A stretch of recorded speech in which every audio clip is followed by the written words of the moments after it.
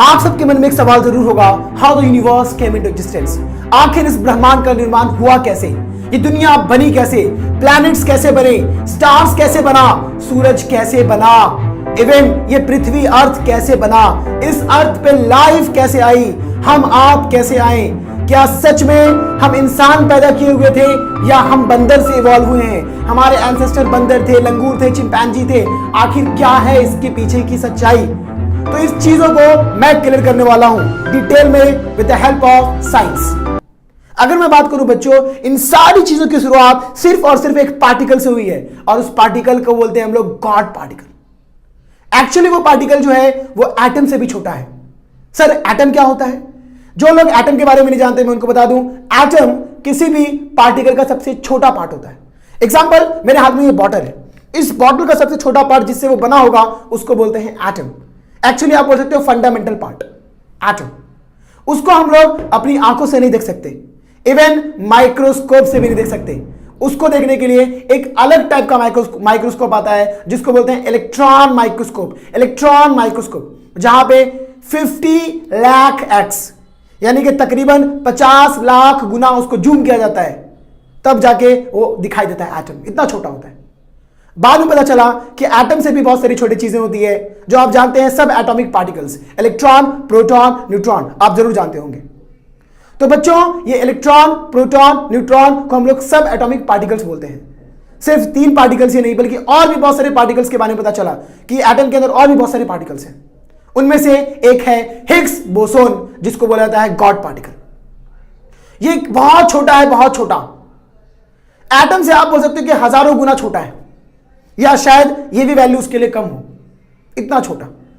बताया जाता है कि यही वो चीज है जिससे वो मास में कन्वर्ट होता है। हम जानते हैं हमारी बॉडी क्या है, हमारी मास है। मास और एनर्जी दोनों अलग अलग चीज होती है, आप जानते हैं। एनर्जी जो है वो लाइट के फॉर्म में है, मास जो है कोई पार्टिकल चीज है। तो वो जो मास है वो उसी पार्टिकल से बना है। तो आइए समझते हैं कि गॉड पार्टिकल से चीजें बनी कैसे। तो एक पार्टिकल था हिग्स बोसोन जिसको गॉड पार्टिकल बोलते हैं। उसके अंदर बताया जाता है कि बहुत सारी एनर्जी उसके अंदर समाई हुई थी और उस पे किसी एक चीज का कंट्रोल था जो उसके सारे एनर्जी को कंट्रोल में रख रखा था।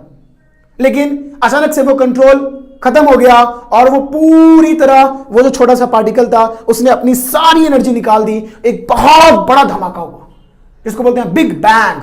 बिग मतलब बड़ा, बैंग मतलब धमाका। वो इतनी छोटी सी चीज जो दिखाई भी नहीं देती है उस पर पता नहीं किस तरीके से धमाका हुआ और फिर इतनी ज्यादा एनर्जी पैदा हुई कि आप उसकी कल्पना भी नहीं कर सकते हैं। बताया जाता है कि ये सब मामला जो है वो एक सेकंड के कई हजार करोड़वें हिस्से में हुआ, यानी कि 1/100 बिलियन सेकेंड। 100 बिलियन, 100 में 9 टाइम्स 0 और लगा दो, यानी कि 100 0 0 0 0 0 0 0 0 0 एक सेकंड होता ना, एक सेकंड, बात समझिए। एक सेकंड का 100 बिलियनवा हिस्सा, मतलब एक सेकंड को 100 बिलियन हिस्से में बांट दो। इस टाइम को हम कैलकुलेट ही नहीं कर सकते, ऐसी कोई स्केल ही नहीं बनी जो इस टाइम को कैलकुलेट किया जाए। इस टाइम को प्लांक टाइम बोला जाता है जो हमारी कल्पना से बाहर है। बताया जाता है कि ये पूरा ब्रह्मांड, पूरा यूनिवर्स, प्लैनेट, सन वगैरह सब एक सेकंड में बना, एक सेकंड में, और शायद एक सेकंड से भी कम में। बहुत अजीब लग रहा होगा आपको सुन के कि आखिर ये क्या बातें कर रहा हूं मैं। जी हां, ऐसे ही हुई थी शुरुआत। और उस टाइम इतनी गर्मी थी, टेम्परेचर जो था वो तकरीबन 10⁻32 डिग्री सेल्सियस, यानी कि 1 पे 32 टाइम्स 0 0 0 0 0 0 0 0 0 0 0 0 0 0 0 0 इस तरीके से 32 टाइम्स 0 था। इतना ज्यादा टेम्परेचर, सोचिए। सूरज की गर्मी उसके सामने फीकी पड़ जाएगी। अगर मैं सन के टेम्परेचर की बात करूं तो तकरीबन 15 मिलियन डिग्री सेल्सियस टेम्परेचर है सन का। तो सन के मुकाबले उसकी एनर्जी बहुत ज्यादा थी क्योंकि सन उसी से ही बना है। उसके बाद धीरे धीरे ये जो है ना छोटा सा पार्टिकल एक्सपांड करता गया। एक छोटू सा पार्टिकल, एक पॉइंट जैसा पार्टिकल जो एटम से कितना गुना छोटा है, और वो इस तरीके से फैलता गया और एक सेकंड में बहुत ज्यादा फैल गया। एक सेकंड में वो इतना फैल गया कि वो 14 बिलियन ईयर्स में भी इतना नहीं फैला होगा। इसको हुए कितना हो गया, 14 बिलियन ईयर्स अगो पहले हुआ था, यानी कि 14 बिलियन ईयर्स पहले हुआ था। समझ में आया? एक सेकंड में जितना वो एक्सपांड कर गया था उतना इतने दिन में वो एक्सपांड नहीं किया। ये सारी कहानी सब एक सेकंड की है, सोचिए। फिर उस वहां पे इस तरीके से ब्रह्मांड बना और वहां पे सिर्फ क्लाउड था, क्लाउड और डस्ट पार्टिकल्स थे। आपने आइंस्टीन के इक्वेशन को सुना होगा या देखा होगा कहीं पे, E is equal to mc²।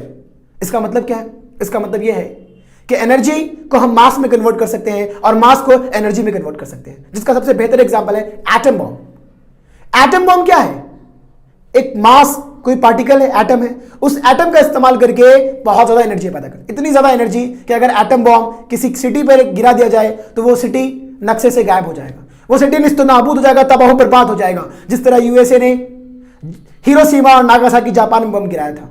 तो देखो आज भी वहां लोग लंगड़े लूल्हे पैदा होते हैं, आज भी वो मिट्टी पे घास नहीं जमता है, इतना बड़ा उसका असर हुआ था, इतना ज्यादा खतरनाक है वो। इस इक्वेशन से भी पता चला कि 1 ग्राम, सिर्फ 1 ग्राम कोई भी चीज ले लो, 1 ग्राम मैटर, 1 ग्राम पार्टिकल 3 × 10⁸ कैलोरी एनर्जी पैदा कर सकता है। 3 × 10⁸ कैलोरी, यानी कि 30 crore, I think 30 crore calorie energy पैदा कर सकता है। और अगर बहुत ज्यादा आप मास ले लोगे तो सोचो कितनी एनर्जी पैदा कर सकता है। इवन एनर्जी को भी मास में कन्वर्ट किया जा सकता है। तो उस टाइम सिर्फ और सिर्फ एनर्जी थी और पूरा क्लाउड था। ग्रेविटेशन फील्ड पैदा हुआ। एक्चुअली वो जो हिग्स बोसोन पार्टिकल था वहां से वेव जनरेट हुई जिसको बोलते हैं हिग्स फील्ड। उस फील्ड की वजह से ग्रेविटेशन पैदा हुआ। ग्रेविटेशन आप जानते हैं, किसी भी चीज को हम छोड़ते तो नीचे गिरता है ड्यू टू ग्रेविटेशन। ग्रेविटेशन की वजह से सूरज के चारों तरफ अर्थ घूम रहा है अपने ऑर्बिट में, और मून अर्थ के चारों तरफ घूम रहा है। ये सब ग्रेविटेशन का कमाल है। ग्रेविटेशन पैदा हुआ और ग्रेविटेशन कैसे वो एनर्जी कन्वर्ट हुआ छोटे छोटे मास पार्टिकल में, छोटे छोटे पार्टिकल्स में। वो छोटे छोटे पार्टिकल्स ग्रेविटेशन की वजह से, हिग्स फील्ड की वजह से आपस में कोलैप्स करने लग गए, आपस में जुड़ने लग गए। धीरे धीरे धीरे धीरे जुड़ते जुड़ते जुड़ते जुड़ते आप जानते हो इलेक्ट्रॉन बना, प्रोटॉन बना, क्योंकि हिग्स बोसोन जो है वो सबसे छोटा, बहुत छोटा पार्टिकल। एक इलेक्ट्रॉन बना, एक इलेक्ट्रॉन और एक प्रोटॉन जुड़ के क्या बना? हाइड्रोजन। आप जानते हैं हाइड्रोजन के अंदर एक इलेक्ट्रॉन और एक प्रोटॉन होता है, इस तरह हाइड्रोजन बना। उसके बाद 2 इलेक्ट्रॉन 2 प्रोटॉन, इस तरह हीलियम बना। हाइड्रोजन और हीलियम बना और बार बार उनके बीच में ग्रेविटेशन, उनके बीच में रिएक्शन, उनके बीच में टकराव पैदा हो रहा था जिसके से रिएक्शन हुआ और रिएक्शन की वजह से बन गया वो हाइड्रोजन बॉम्ब। आपने सुना होगा हाइड्रोजन बॉम्ब बहुत खतरनाक बॉम्ब है। हाइड्रोजन बॉम्ब इतना खतरनाक बॉम्ब है कि वो सिर्फ एक शहर नहीं, एक शहर नहीं, एक कंट्री को तबाह कर सकता है। कंट्री, एक देश को, किसी पर्टिकुलर कंट्री को तबाह कर सकता है। इतना विनाशकारी होता है हाइड्रोजन बॉम्ब जो हमारे सूरज के अंदर है। तो वही रिएक्शंस वहां पे कंटिन्यूअस फॉर्म में होना चालू हुआ और बहुत ज्यादा गर्मी पैदा हुई और इस तरह पैदा हुआ हमारा पहला सन, दैट इज सन। पहला स्टार बोलो, पहला स्टार दैट इज सन। इस तरह सूरज बना। इतनी दहकती हुई गर्मी थी उसमें। अभी भी यूनिवर्स में बहुत ज्यादा गर्मी थी। इवन मैं बोलूं कई हजार मिलियन ईयर्स तक तो पूरा पूरा अंधेरा था, जिसको डार्क टाइम बोलते हैं। गर्मी थी लेकिन अंधेरा था। जब सन बना तो पहली बार लाइट, इस यूनिवर्स में लाइट आए। आ रहा है समझ में? और यूनिवर्स के बारे में बताया जाता है कि यूनिवर्स इतना बड़ा है, इतना बड़ा है, इतना बड़ा है कि आप सोच भी नहीं सकते। सर कैसे? अगर मैं बात करूं, लाइट की स्पीड होती है बेटा जी 3 × 10⁸ मीटर पर सेकेंड, यानी कि 1 सेकंड में 3 लाख किलोमीटर की रफ्तार से लाइट ट्रैवल करता है। और सन से लाइट को अर्थ पे आने में 8 मिनट और 30 सेकंड लगता है। यानी कि अगर मान लो सन तबाह हो जाता है, सन बर्बाद हो जाता है, तो 8 मिनट 30 सेकंड बाद अपने को पता चलेगा। अगर लाइट इसी स्पीड से 1 साल तक ट्रैवल करे तो वो डिस्टेंस ट्रैवल करेगी 9461 billion kilometre. Just think about the one light year is equal to 9461 billion kilometre. If I talk about कि कैसे डिस्टेंस मेजर करते हैं यूनिवर्स का, तो किलोमीटर में मेजर नहीं करते बल्कि लाइट ईयर में करते हैं, क्योंकि किलोमीटर की कोई औकात ही नहीं है, इतना बड़ा डिस्टेंस है। और वो कितना आपको पता है? लगभग 93 बिलियन लाइट ईयर जो यूनिवर्स को ऑब्जर्व किया गया है। जिसको ऑब्जर्व नहीं किया उसकी तो बात ही खत्म करो, क्योंकि वो जो गॉड पार्टिकल है वो कंटिन्यूअस फॉर्म में अभी तक एक्सपांड हो रहा है और ना जाने कितनी गैलेक्सी पैदा हो गई होंगी, ना जाने कितने मिल्की वे पैदा हो गए होंगे।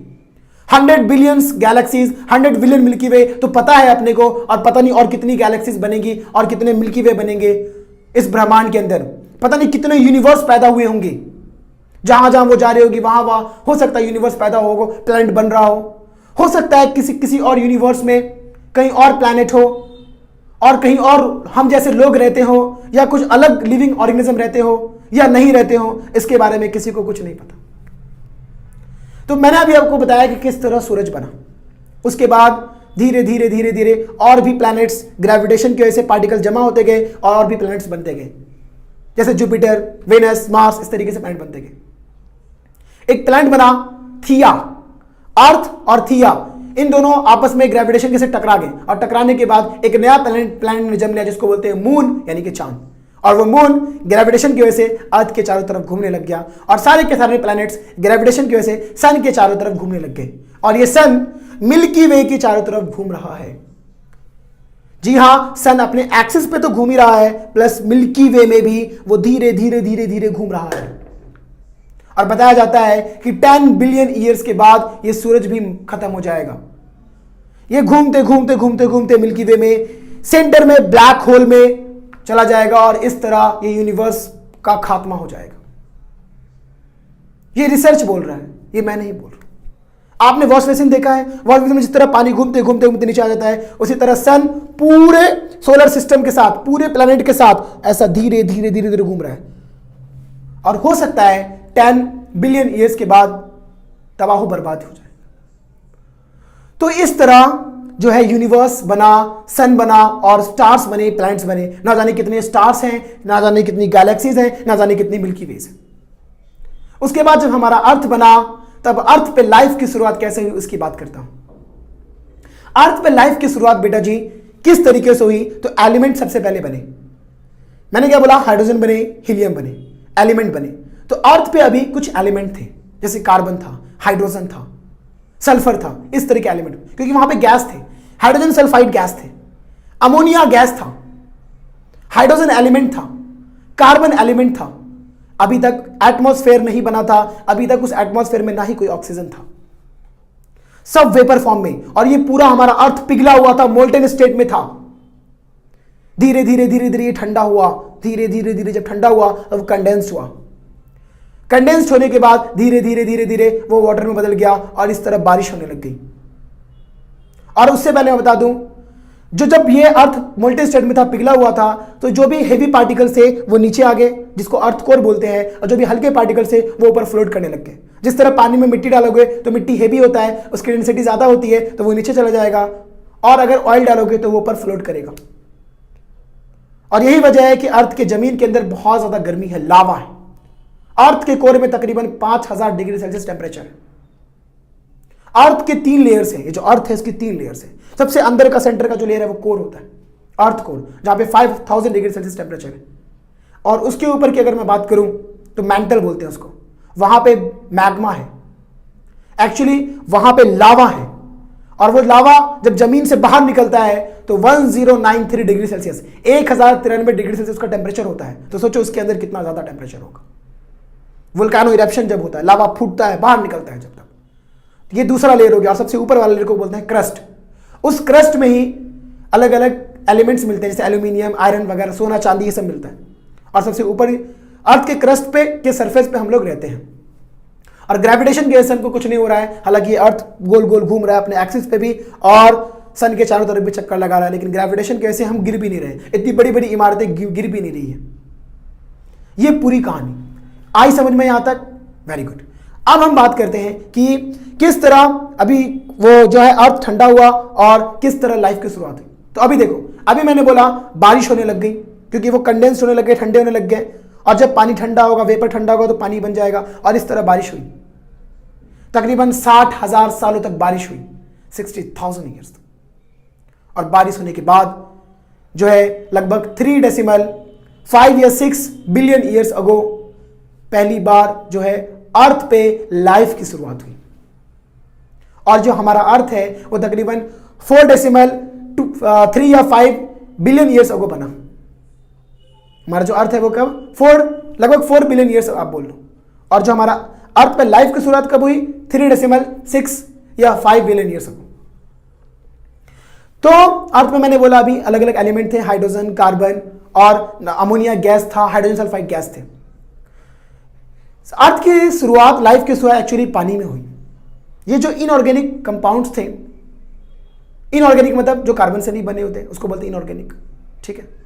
तो ये जो इनऑर्गेनिक कंपाउंड्स थे ये धीरे धीरे धीरे धीरे आपस में कंबाइन हुए, इनको बहुत ज्यादा एनर्जी मिली। एनर्जी कहां से मिली? थंडर से, बिजली से। बिजली से एनर्जी पैदा हुई और उस एनर्जी की वजह से ये एलिमेंट आपस में कंबाइन हो गए और कंबाइन होने के बाद एक कंपाउंड बना, पहला सिंपल ऑर्गेनिक कंपाउंड बना और फिर धीरे धीरे धीरे वो ऑर्गेनिक कंपाउंड कार्बन, हाइड्रोजन आपस में मिलते मिलते अमाइनो एसिड और प्रोटीन बन गया। और हम जानते हैं हमारी बॉडी के सेल के न्यूक्लियस के अंदर होता है डीएनए, जिससे हम बने हैं। डीएनए नहीं तो कुछ नहीं, और वो डीएनए किससे बना है? प्रोटीन से बना है। और प्रोटीन का सिंपलेस्ट फॉर्म क्या होता है? Amino acid. तो इस तरह जब वो आपस में जुड़े तो प्रोटीन बना, अमाइनो एसिड्स बने, हाइड्रोकार्बन बने, राइबोज शुगर बने, जिससे हम बने हैं। और धीरे धीरे धीरे धीरे फिर इस तरीके से हम जानते हैं कि डीएनए उस चीज से बना है, मतलब इस तरह डीएनए बना होगा। और फिर धीरे धीरे धीरे धीरे अभी तक अच्छे से सेल डेवलप भी नहीं होगा और पहला ऑर्गेनिज्म जिसको बोलते हैं प्रोटोप्लाज्म वो बना। फिर प्रोटोप्लाज्म इवॉल्व धीरे धीरे धीरे धीरे उससे एक अच्छा सेल बन गया जो अच्छे से ग्रो किया, जिसके अंदर न्यूक्लियस और डीएनए सब आए, यूनिसेल्युलर। फिर यूनिसेल्युलर से धीरे धीरे धीरे मल्टी सेल्युलर ऑर्गेनिज्म बने और धीरे धीरे उस मल्टी सेल्युलर से आज इतनी बॉडी, कॉम्प्लेक्स बॉडी हमारी इंसान की बनी। तो इस तरीके से पूरा इवोल्यूशन हुआ। इवोल्यूशन की अगर मैं बात करूं तो इस इवोल्यूशन में बच्चों आपको पता है कि तकरीबन 8.7 मिलियन स्पीसीज इस अर्थ पे, लगभग 87 लाख स्पीसीज, जिसमें शायद हमको 12 लाख स्पीसीज के बारे में अच्छे से पता है, बाकी बारे में पता भी नहीं है, बाकी के बारे में इंफॉर्मेशन भी नहीं है। इतनी सारी स्पीसीज आखिर आई कैसे इस अर्थ पे? जैसे अगर मैं बात करूं प्लांट्स में या एनिमल्स में, छोटा यूनिसेलुलर ऑर्गेनिज्म से लेके एक बैक्टीरिया से लेके मल्टी सेलुलर ऑर्गेनिज्म इंसान, और प्लांट में क्लोरेला से लेके एक बड़ा प्लांट, ये जो इतनी कॉम्प्लेक्स बॉडी ही कैसे बनी? तो इन सब का इवोल्यूशन हुआ। जब पहला प्रोटोप्लाज्म बना तो वो धीरे धीरे धीरे धीरे इवॉल्व होके अमीबा बने, पैरामीशियम बने, फिर धीरे धीरे धीरे धीरे वो इवॉल्व करके फिश बने, फिर उसके बाद वो पानी के बाहर आने लग गए और इस तरह वो एम्फीबियंस बन गए, वो पानी पे भी चलना सीख गए। फिर धीरे धीरे धीरे धीरे उनमें ग्रोथ होता गया और फिर नई स्पीसीज बनती गई। जैसे एक वक्त में डायनासोर बने, और अगर मैं डायनासोर की बात करूं तो वो 7 करोड़ साल पहले एक्सटिंक्ट हो गए। मतलब डायनासोर धीरे धीरे बने, जो टेरर, उसको हम लोग बोलते हैं टेरर बर्ड, है ना, एक ऐसा पक्षी जो तहलका मचाता है। तो उस टाइम में लगभग 7 करोड़ साल पहले जो है वो डायनासोर का दौर था। लेकिन एस्टेरॉइड के टकराने की वजह से, एस्टेरॉइड जब अर्थ पे टकराया तो बहुत ही ज्यादा विनाश हुआ और सिर्फ तबाही हुई। पूरा जितने भी डायनासोर थे वो सारे के सारे जितने भी ऑर्गेनिज्म वो एक्सटिंक्ट हो गए, गायब हो गए, सब बर्बाद हो गए। अब एस्टेरॉइड अगर आपको जानना है तो मैं बता दूं कि मैंने क्या बोला, जिस तरह छोटे छोटे जो पार्टिकल्स क्लाउड घूम रहे थे वो सब आपस में जुड़ के प्लैनेट बने, स्टार्स बने, तो उस तरह जो पार्टिकल कुछ स्टार या प्लैनेट नहीं बन पाए, जैसे 500 किलोमीटर बड़ा पत्थर, इतने बड़े बड़े पत्थर हैं, तो ये सब पत्थर भी ग्रेविटेशन में से घूमने लग गए। वो सिर्फ पत्थर है, कोई प्लैनेट नहीं है। तो इतने बड़े बड़े पत्थर भी स्पेस में हैं जिसको एस्टेरॉइड बेल्ट बोलते हैं। उस एस्टेरॉइड में वो सारे के सारे पत्थर घूम रहे हैं ग्रेविटेशन कैसे। मैं बोल रहा हूं ना, पत्थर इतने छोटे हैं। छोटे पत्थर की अगर मैं बात करूं तो लगभग 20 किलोमीटर 25 किलोमीटर वाला भी पत्थर है और 500 किलोमीटर वाले भी इतने बड़े बड़े पत्थर घूम रहे हैं। तो वो पत्थर ग्रेविटेशन, अगर ग्रेविटेशन जो है ऑर्बिट में घूमते रहते हैं, किसी प्रॉब्लम की वजह से वो ग्रेविटेशन से हट गए, अपने ऑर्बिट से हट गए, तो वो अर्थ से टकरा गए और टकराने के बाद सिर्फ विनाश हुआ और सारे के सारे डायनासोर मर गए। उसके बाद एक नई स्पीसीज का जन्म हुआ, जमीन के नीचे से एक नई स्पीसीज मैमल्स का जन्म हुआ, ठीक है, धीरे धीरे लीमर्स, जहां से बोलते हैं ह्यूमन इवॉल्व हुए, इंसानों की शुरुआत हुई। लीमर्स तकरीबन 7 करोड़ साल पहले जो शुरुआत हुई डायनासोर के बाद, वो लीमर्स की। उसके बाद धीरे धीरे धीरे धीरे ये लीमर्स इवॉल्व हुई ड्रायोपेथिकस में।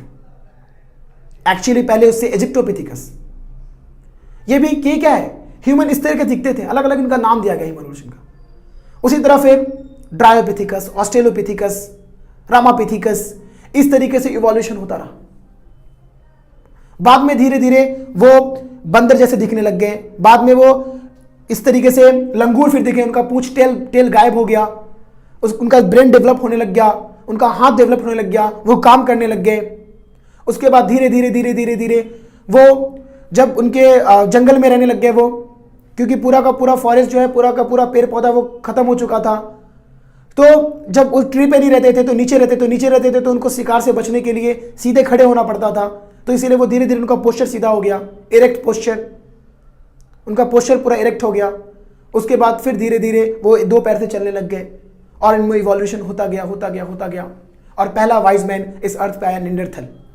1.5 लाख साल पहले आया निंडरथल, पहला वाइज मैन, पहला बुद्धिमान आदमी जो बंदर से इवॉल्व हुआ। उसके बाद तकरीबन उससे भी ज्यादा दिमाग वाला क्रो मैग्नॉन मैन, जो तकरीबन 50,000 साल पहले आया, जो ह्यूमन जैसा दिखता है, जिसको होमो सैपियंस में बोलते हैं। और इस तरह इंसान बंदर लंगूर से इवॉल्व हुए। और भी चीजें अगर आपको जानना है तो बच्चों, मैं अभी आगे डिटेल में ह्यूमन इवोल्यूशन को पढ़ाऊंगा, जहां पे मैं आपको डिटेल में बताऊंगा कि किस तरह ह्यूमन इवॉल्व हुए। इवन इसके लिए पूरा एविडेंस है, पूरा प्रूफ है कि किस तरह, सच में इसका प्रूफ है, एविडेंस दिया गया है कि हम जो है कैसे बंदर से इंसान बने। अब बहुत सारे सवाल आपके मन में घूम रहे होंगे, जैसे कि वो गॉड पार्टिकल कहां से आया। इसका कोई आंसर नहीं है, साइंटिस्ट ढूंढ रहे हैं इसके बारे में, और शायद ये बिलीव भी कर रहे हैं कि there is God, there is some natural power जिसने वो गॉड पार्टिकल बनाया होगा।